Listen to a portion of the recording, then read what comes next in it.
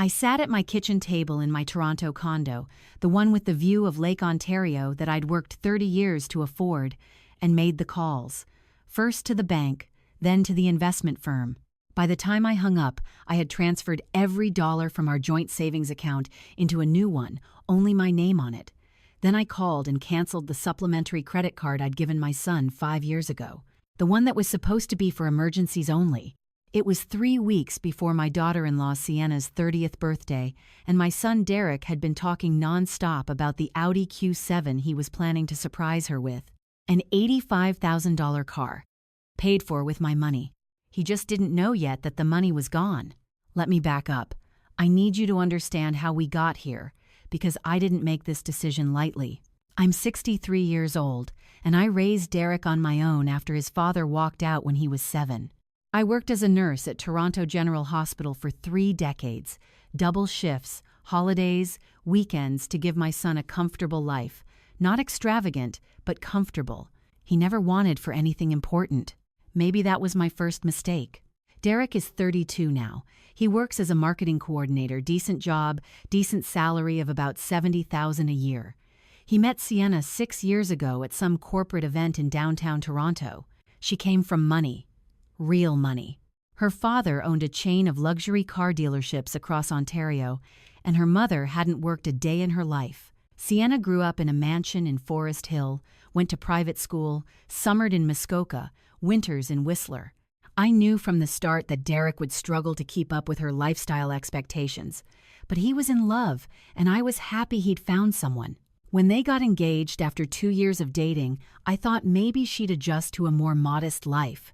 I was wrong. The wedding should have been my warning sign.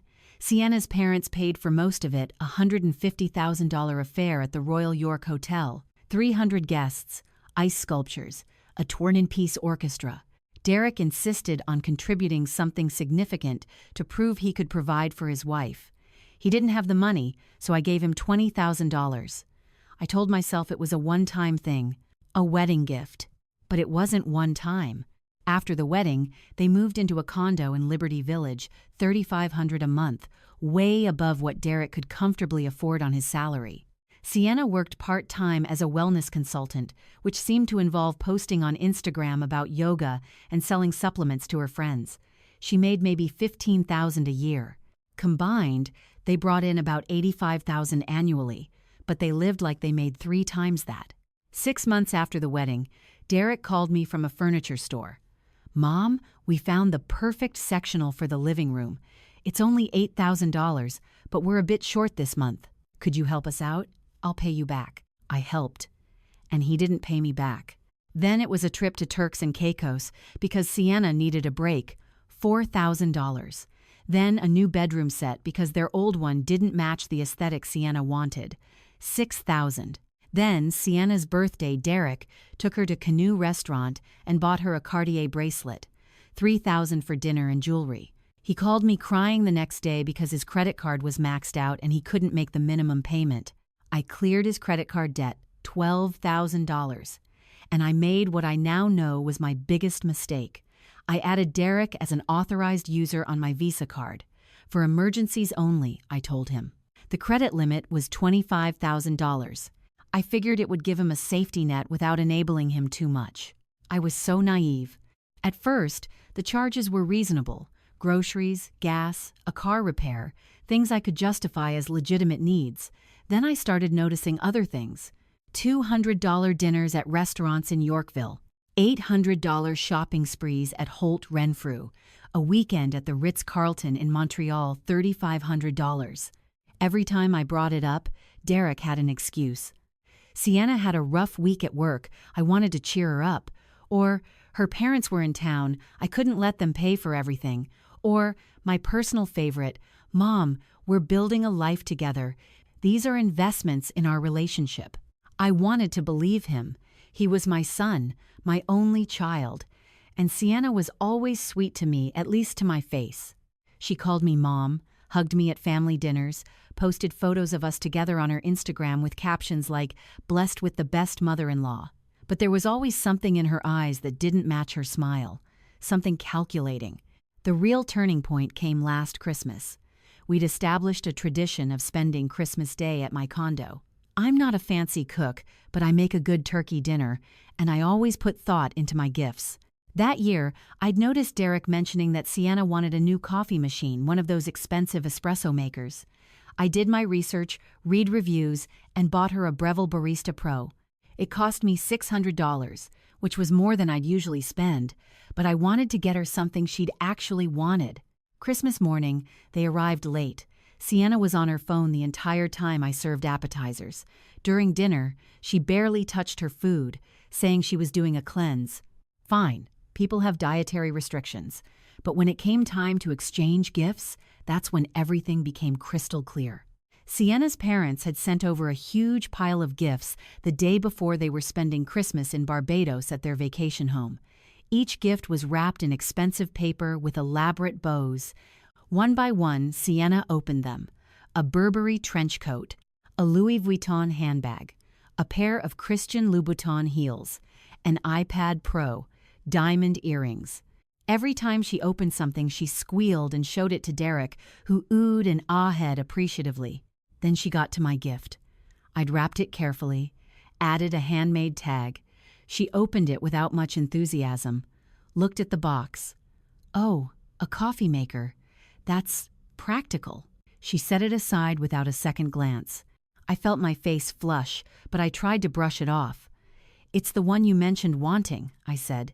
Derek told me you'd been looking at espresso machines. Did I? She glanced at Derek, then back at me with that smile that never reached her eyes. That's sweet of you, Mom. Thanks. That was it. No more acknowledgement. She moved on to the next gift from her parents, a weekend spa package in Niagara-on-the-Lake, worth at least $1,500. After dinner, I was cleaning up in the kitchen when I heard Sienna talking to Derek in the living room. I wasn't trying to eavesdrop, but my condo isn't that big. Babe, we need to have a conversation about gift expectations, Sienna said. I don't want to be rude, but your mom's gifts are they're sweet, but they're not really our style, you know? My hands froze in the dishwater. She tries, Derek said quietly. She doesn't have the budget your parents do. I know. I'm not saying she should spend what they spend, but maybe just, I don't know, gift cards? Cash? Something we can actually use toward things we want? Sienna. She spent $600 on that coffee maker, which we didn't need. I wanted the La Marzocco, not some mid-range Breville. That's like $3,000. If she can't afford the real thing, she shouldn't bother trying. I gripped the edge of the sink. My vision blurred. That's harsh, Derek said, but his voice was weak. He wasn't defending me. Not really. I'm just being honest. And honestly, Derek, we need to talk about our finances. My birthday is coming up in March, and you know what I want. The Audi, Derek said. The Q7, white with the black interior. Fully loaded. I've had my eye on it for months. Sienna, that's $85,000. We can't afford. Your mom can. Silence. My heart pounded so hard I thought they might hear it from the other room. I can't ask my mom for that much money, Derek finally said. You don't have to ask. You have her credit card. Just make the down payment. We can figure out the monthly payments. Or tell her it's for something else. Say we need it for, I don't know, medical bills? Doesn't she have that joint savings account with you? For emergencies? That's her retirement money, Sienna. And we're her family. What's she going to do with all that money? She lives in a tiny condo, works part-time, barely goes anywhere. She'd want you to be happy. She'd want me to be happy.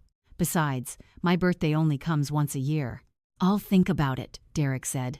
I stood in that kitchen, my hands still in the cold, soapy water, and something inside me broke, or maybe it crystallized. Maybe for the first time in 5 years, I saw the situation with perfect clarity. They weren't struggling. They were choosing to live beyond their means and expecting me to fund the gap. Sienna wasn't sweet or appreciative. She was entitled and manipulative.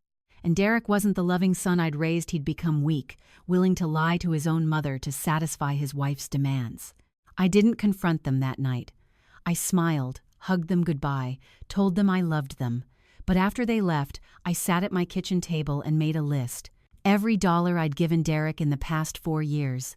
Every charge on my credit card that wasn't mine. The wedding contribution, the furniture, the trips, the debt payments, the restaurant meals, the shopping sprees, the hotel stays. $147,000. That's what I'd given them, and I'd gotten nothing back except mounting disrespect and the privilege of being treated like an ATM with a pulse. The joint savings account had been set up when Derek was 25, fresh out of university. I'd wanted him to have access to emergency funds if something happened to me. There was $160,000 in it, money I'd saved over decades, money that was supposed to be my retirement cushion. I worked part-time now, light nursing shifts 3 days a week, enough to cover my bills and save a bit. That account was my security, and they wanted to drain it for a luxury car. I spent the next few weeks watching them. I didn't say anything about what I'd overheard. I just observed. Derek came by for lunch one Saturday, told me about their life, complained about money stress at work, never once mentioned that Sienna was pressuring him to buy her an $85,000 car. Never once acknowledged the ongoing charges on my credit card, $1,000 here, $1,500 there. On Instagram, Sienna posted constantly. Photos of brunches at expensive restaurants, shopping bags from designer stores, yoga poses in $4 to $100 leggings. And always, she included hashtags about being blessed, grateful, manifesting abundance. 2 weeks before Sienna's birthday, Derek called me. His voice sounded strained. "Hey, Mom, do you have time to talk?" My stomach tightened. "Of course. What's going on?" "It's about Sienna's birthday. I really want to do something special for her. She works so hard, and she deserves to feel appreciated." I waited. "I've been thinking about getting her a car. She's always loved the Audi Q7, and there's a white one at her dad's dealership. He's willing to give me a deal, $80,000 even." "That's very expensive," I said carefully. "I know. But here's the thing, I can make the down payment with my bonus from work." A lie. He didn't get bonuses. "But I need help with some of the fees and paperwork costs. Maybe $15,000? And I was thinking, the joint account. It would just be a loan, obviously. I'd pay you back over time. My son was calling me, lying to my face, trying to manipulate me into funding a luxury car for his entitled wife. The same son I'd raised to value honesty and hard work. "Let me think about it," I told him. "Mom, her birthday is in 2 weeks. I need to know soon." I said I'll think about it, Derek. After we hung up, I sat very still for a long time. Then I picked up the phone and made those calls. To the bank, to the investment firm, to the credit card company. By the end of the day, Derek had no access to my money. None. The joint account was closed, the funds transferred to a new savings account in only my name. The credit card was canceled. I felt lighter than I had in years. I didn't tell him. I wanted to see what would happen. Sienna's birthday fell on a Saturday. Derek had been texting me all week, asking if I'd thought about the loan. I kept my responses vague. Still considering it. Let's talk soon. I could feel his stress mounting with each passing day. On Friday night, he called me, panicked. "Mom, I tried to use the credit card for the down payment and it was declined. Did something happen to it?" "I canceled it," I said calmly. Silence. "What? Why?" "It was supposed to be for emergencies, Derek. $800 dinners aren't emergencies." "Mom, I needed that card. I was going to buy your wife a car you can't afford?" More silence. "I also closed the joint account," I continued. "It's my retirement money, not your slush fund." "You can't do that," his voice rose. "That's our emergency money. What if something happens? Then you'll have to handle it like the adults you claim to be. You're 32 years old, Derek. You make $70,000 a year. That's a good salary. You should be able to live on it. Sienna is going to kill me. I promised her the Audi. Her birthday is tomorrow. Then I suggest you figure out what you can actually afford. Maybe a nice dinner, a thoughtful gift, something within your actual budget. This is unbelievable. You're really going to humiliate me like this." "I'm not humiliating you, Derek. I'm stopping the pattern of enabling you. There's a difference." He hung up on me. I didn't sleep well that night. Part of me wondered if I'd been too harsh. But then I remembered Sienna's voice saying my $600 gift wasn't worth acknowledgement, and Derek's weak voice not defending me, and I knew I'd done the right thing. Saturday afternoon, Derek showed up at my door. He looked terrible, red eyes, rumpled clothes. For a moment I felt a pang of maternal instinct to fix it, to make it better. "Can I come in?" he asked. I stepped aside. He walked to my couch and collapsed onto it, head in his hands. "I couldn't get the car," he said. "I had to tell Sienna this morning that I couldn't afford it." She cried. Then she got angry. Then she called her father, and he told her that if I couldn't provide for her properly, maybe we needed to reconsider our marriage. My chest tightened, but I kept my voice steady. "Did you tell her the truth, that you were planning to buy it with my money?" "I told her you'd changed your mind about the loan." "So you made me the villain."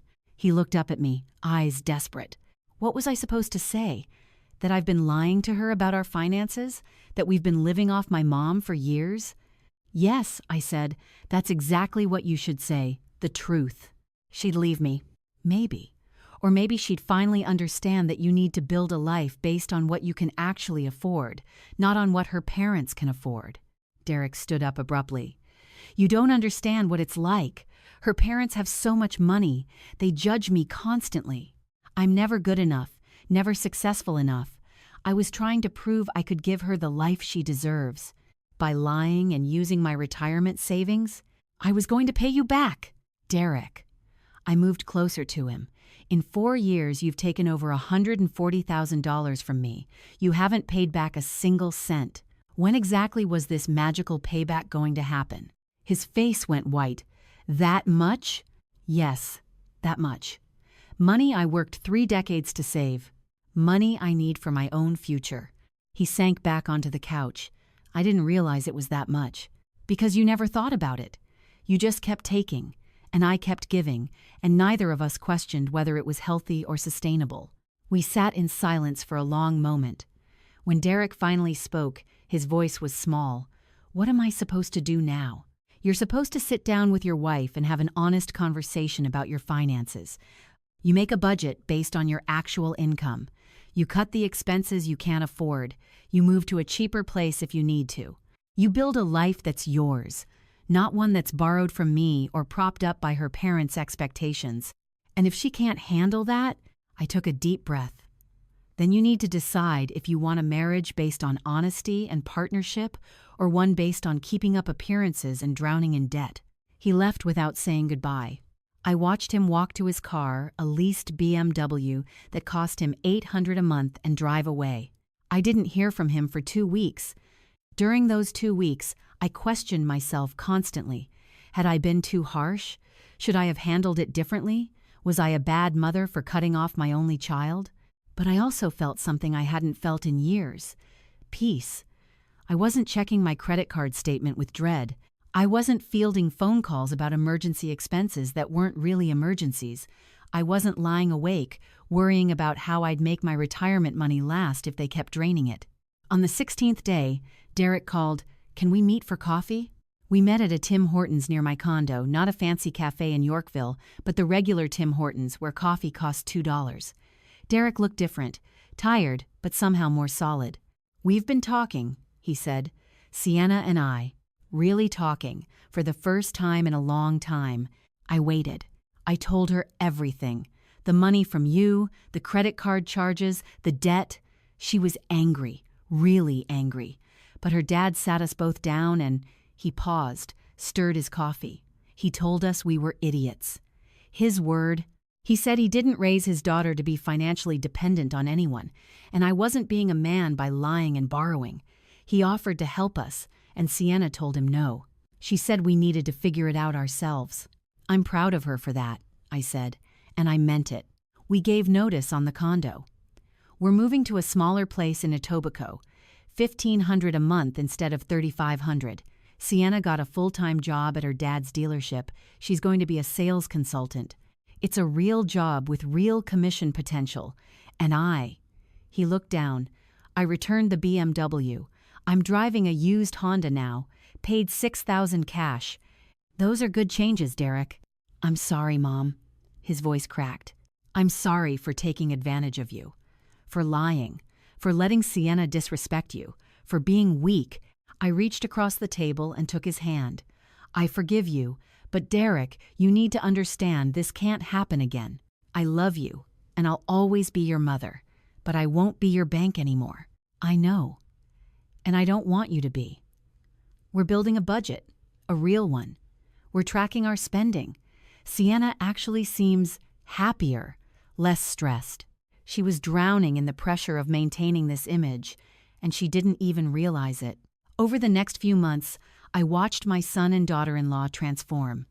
It wasn't easy for them. They had to tell their friends they couldn't afford certain outings. They had to stop eating at expensive restaurants. Sienna had to take down some of her Instagram posts because they didn't match her new reality, and she said it felt embarrassing at first. But they worked. They saved. They budgeted. 3 months after our coffee meeting, Derek called to tell me they'd saved enough for a small emergency fund, $3,000. He was proud of it in a way he'd never been proud of the designer clothes or fancy dinners I'd funded. 6 months after that, they invited me over to their new apartment. It was small, maybe 600 square feet, but it was clean and cozy. Sienna had decorated it with furniture from IKEA and thrift stores, and she'd actually done a beautiful job. She made dinner herself, nothing fancy, just spaghetti and salad, and we ate at their tiny kitchen table. After dinner, Derek handed me an envelope. Inside was a check for $5,000. "It's a start," he said. "We're paying you back. It's going to take years, but we're committed to it." I looked at both of them. Sienna wasn't wearing designer clothes. She had on jeans and a sweater from the Gap, no expensive jewelry, but she looked more relaxed than I'd ever seen her. Derek looked lighter, too, younger somehow. "I'm proud of you both," I said. And I meant it. Sienna reached across the table and took my hand. "I'm sorry for how I treated you," she said. "I was so caught up in competing with my parents, proving something, that I didn't see what I was becoming. You gave me a gift that Christmas, and I acted like it wasn't good enough. But it was good enough. You were good enough. You've always been good enough, and I'm sorry it took me so long to see that." I squeezed her hand, tears in my eyes. That was a year ago. Derek and Sienna are still in that small apartment. They're still driving used cars. They're still working regular jobs and building their savings slowly, but they're happy, genuinely happy, in a way they never were when they were living beyond their means. I still work part-time at the hospital. I still live in my Toronto condo with the lake view, and my retirement account is growing again, slowly but surely. I don't worry anymore about unexpected charges or desperate phone calls. I sleep well at night. People ask me sometimes if I regret cutting my son off financially. They say I was harsh, that family should help family, and maybe they're right that I could have handled it differently. But I don't regret it. Not for a moment. Because I didn't just teach my son a lesson about money. I taught him about self-respect, about living within your means, about the difference between helping and enabling. I taught him that love doesn't mean unlimited funding, and boundaries don't mean rejection. Most importantly, I taught him and myself that it's never too late to change course. It's never too late to say no, to draw a line, to stop a pattern that's hurting everyone involved. Money can't buy respect. It can't buy genuine relationships, and it certainly can't buy the kind of happiness that comes from building a life on honesty and partnership rather than debt and deception. I'm 64 now. I have enough money saved to retire comfortably in a few years. My son visits regularly, not because he needs something, but because he wants to see me. My daughter-in-law and I have coffee every couple weeks, and we talk about real things, her job, her goals, her fears, not just surface-level pleasantries. Last month, Derek told me they're thinking about buying a small house in a few years. They're saving for a down payment, building their credit, doing it the right way. He asked for my advice, not my money. That's how I know we've come full circle. To anyone reading this who's in a similar situation, whether you're the parent who keeps giving or the adult child who keeps taking, I want you to hear this. Enabling someone isn't loving them. Sometimes the most loving thing you can do is let them struggle, let them fail, let them figure out how to stand on their own 2 feet. Yes, it's painful. Yes, it feels cruel in the moment. Yes, they might hate you for a while, But if you truly love them, you'll give them the gift of their own strength, their own resilience, their own ability to build a life they can be proud of. That's what real love looks like. Not a credit card with no limit, not a joint account they can drain, not an $85,000 car they didn't earn. Real love is boundaries. Real love is consequences. Real love is saying no when yes would only hurt them in the long run. I learned that lesson the hard way, but I'm grateful I learned it at all, before it was too late for both of us.